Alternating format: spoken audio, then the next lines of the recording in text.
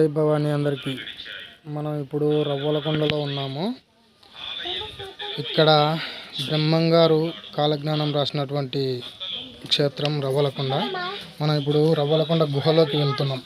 అంటే బ్రహ్మంగారు కాలజ్ఞానం ఈ గుహలోనే రాశారు. మీకు చూపిస్తాను. ఇటే వెళ్ళాలి. జై భవానీ. ఈ గుహలోనే